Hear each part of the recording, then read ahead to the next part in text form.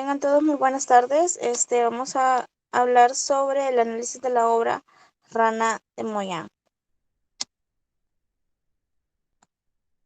Los expositores serán Arana Ríos, Silvia Lisset, mi persona, Flores Arana, Margarita Lisset y Mancía Moreno, Gabriela Cristina.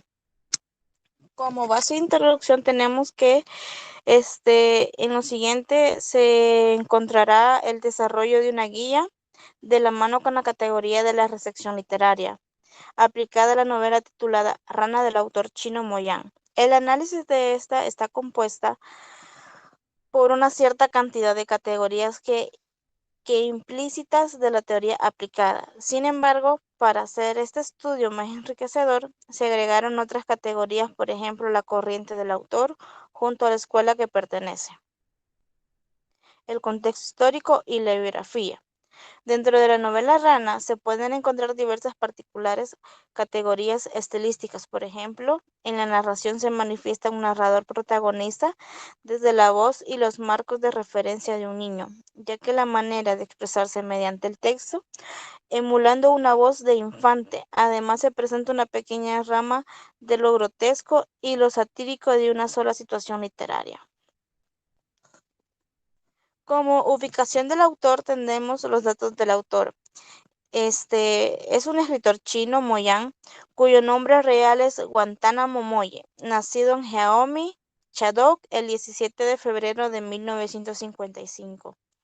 Su infancia y parte de su juventud la vivió en plena revolución de Mao Textu. Después de unos años, Moyán pudo alterar su certificado de nacimiento y modificó su edad para poder ingresar al Ejército Popular de Liberación China.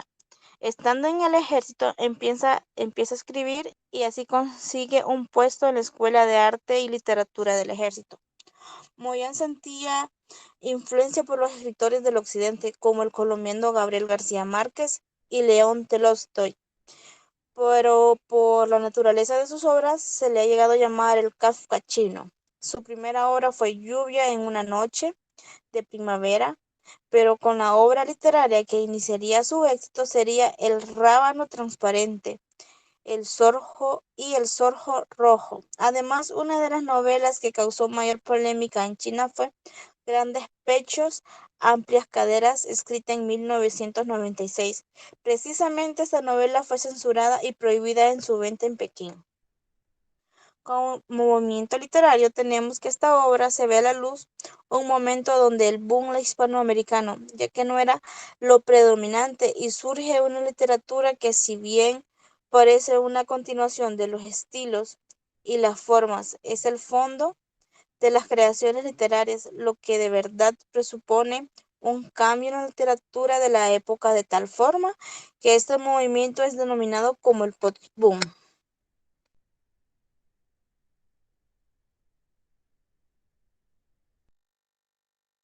Bueno, continuando con el contexto histórico de la obra, tenemos que en cuanto al eje histórico de la obra, el libro Rana de Moyán gira alrededor de un sistema político comunista en China, mostrando algunas discapacidades económicas y sociales a través del texto literario que se adecuaban exactamente al fenómeno ideológico que sufría determinado país en ese momento. En cuanto al sistema político chino tradicional, este arranca desde alrededor de los años 200 a.C. y va a principios del siglo XX. Diríamos que en términos formales del llamado ciclo dinástico. Tal sistema se consolida y afina durante la dinastía de Han en el año 206 a.C. y 220 después de Cristo, aunque sus raíces se encuentran siglos atrás, en particular durante la época de primavera y de otoño. En este periodo se registró un intenso desarrollo del pensamiento político filosófico, teniendo aportaciones en cuanto a teorías del Estado, en cuanto al individuo y de su comportamiento en la sociedad y de la lógica abstracta y de estrategias prácticas en la guerra. Galiano en 2011 va a agregar que a partir de la caída de la última dinastía que se dio en el año 1911, surgió un nuevo sistema político en que en su modalidad fue totalmente contemporánea. Este se dio en 1949 y preservó elementos subyacentes del modelo político tradicional, cuyos componentes básicos eran mandarines confusionados, que son cuadros dirigentes o administrativos que eran elegidos mediante un riguroso sistema de exámenes basados en los clásicos fusionados. Tenemos que como primer sistema era como mi meritorio del mundo y tenía un sector militar que históricamente protegió al régimen de los nómadas preparadores. Y ya apenas casi rozando el siglo XIX, antes del impacto de la irrupción del occidente en China, que este sistema comenzó a derrumbarse después de la humillante derrota de este país frente a los japoneses en la guerra de 1894 a 1895. Acá surgieron reformistas chinos que comenzaron a buscar más opciones antiguas al sistema de gobierno. Después de la rebelión de los Boxer en 1900 y que la corte imperial huyera a Beijing, la imperatriz regente Cixi cedió a las presiones reformistas que en ese momento se estaban dando. Ya finalmente, aunque puede decir que en 1948, 49, perdón, China se reunificó bajo un gobierno fuerte. No fueron totalmente destacados algunos elementos del sistema confucionario. Los comunistas tienen una doctrina total, la que no solamente les permitía comprender el pasado, sino que también que presidir el futuro y ordenar la vida de los ciudadanos. En cuanto a las mejoras del gobierno, tenemos que el gobierno comunista había sido el primero en la historia china capaz de hacerse sentir en todo el territorio. Ello a través de medios modernos de la comunicación y organización.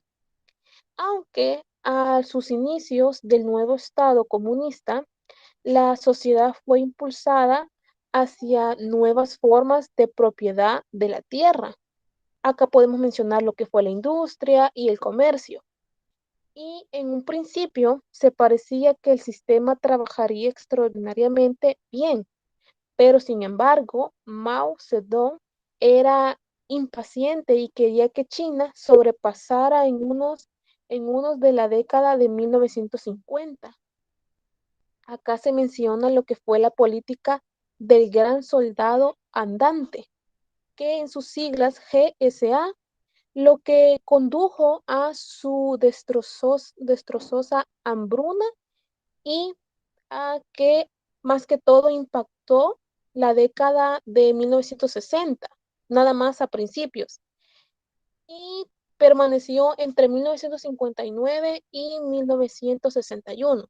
En este caso, la población china se redujo en 13 millones de personas y si se suma a esa pérdida del crecimiento natural de la población, que en ese entonces era más cercano al 2% anual, resulta que habría muerto de hambre y enfermedades relacionadas alrededor de 28 millones de personas. Ahora bien, daremos paso a la dimensión de la literatura. En este caso, se ocupó la teoría de la recepción literaria. La teoría estética de la recepción literaria es el método utilizado por la recepción literaria para poder establecer los criterios como lector en una obra literaria específica. Además, este tipo de análisis no se va a centrar en ver los fenómenos sociales o históricos que hayan servido como propósito al autor, sino que se va a encargar más que todo de estudiar los efectos que han surgido en el lector o receptor y determinar cada elemento de la obra a partir de sus marcos de referencia. Pero no olvidar que este receptor, por medio de su lectura, se convertirá en un transductor al establecer sus puntos, es decir, texto, receptor, transductor. En este caso, Jesús 1992 va a agregar que los componentes para una recepción literaria es viable la categorización del género, ya que al hacer esto nos va a permitir un análisis pleno y el efecto de un texto en el sistema referencial de las expectativas. En cuanto al conocimiento previo de lo que el lector entienda por género, es uno de los parámetros que configuran la construcción de horizontes de expectativas, el cual es igualmente histórico. Esta categoría debe entenderse como el sistema de referencias que van a surgir para cada texto cuando se va a publicar, creando así unas esferas de razonamiento entre el lector y el libro, también adjuntando un tipo de conocimiento previo que va a depender de lo que el lector espere del nuevo texto, anudando todo esto al conjunto de señales y referencias que esta nueva obra le aporte entonces. Ahora bien, para contemplar una categoría situacional se tiene que materializar en dos niveles. En el nivel 1 vamos a tener el conocimiento previo que el lector va a poseer y el número 2, el lector, el conocimiento que va a surgir a través del texto. De igual manera, tenemos que ICER 1987 va a plantear que la importancia de la obra va a radicar en la lectura que se haga de ella, pues él va a decir que a partir de ahí se va a acumular la partícula de interacción entre la obra y el lector. De igual manera, también nos postula sobre la naturaleza del lector y este va a señalar que es durante el proceso de lectura donde la obra literaria va adquiriendo un carácter sumamente específico, donde el lector a partir de la lectura va a ir construyendo un sentido potencial e inmerso en la obra, pero también va a efectuar una caracterización de un lector implícito y la obra literaria. Por último, tenemos que Ingarden, 1989, él va a añadir que la concreción es entendida como algo estético y la reconstrucción como valor temático. Esta construcción está formada o más que todo va a contemplar los lugares de indeterminación que existen en toda obra literaria y que el lector en el proceso de recepción debe ir contemplando y construyendo a partir de la lectura del texto. Ahora bien, en cuanto a las categorías mencionadas a partir de los actores citados, número 1 tenemos el diálogo, donde se va a hacer la diégesis del texto leído, en este caso la obra Rana. Número 2 tenemos el horizonte de expectativa. Esto quiere decir lo que el lector va a esperar por medio del título. Y número 3, el sentido potencial. Este nos va a hablar acerca del sentido artístico, de lo que el autor quería plasmar, y el sentido estético, donde se va a realizar, o más que todo va a ser la realización llevada por el autor. Y por último tenemos lo que es la concreción, que más que todo va a ser la recepción del transductor a la obra, que va a determinar lo indeterminado.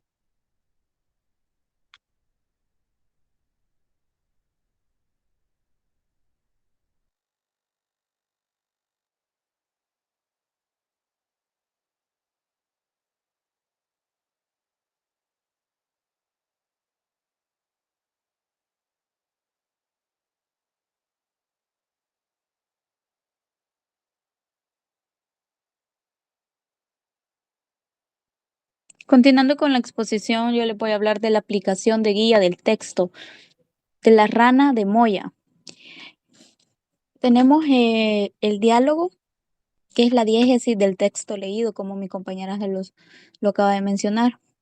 En efecto, la rana del escritor chino Moyan se compone por 88 páginas, en las cuales relata sobre el personaje Wang Xing, quien se enamora de y se vuelve una pareja de Wang Xiaoti, un miembro de la Fuerza Aérea, quien solo la deja varada en un amor no correspondido, ya que este hombre huye hacia Taiwán.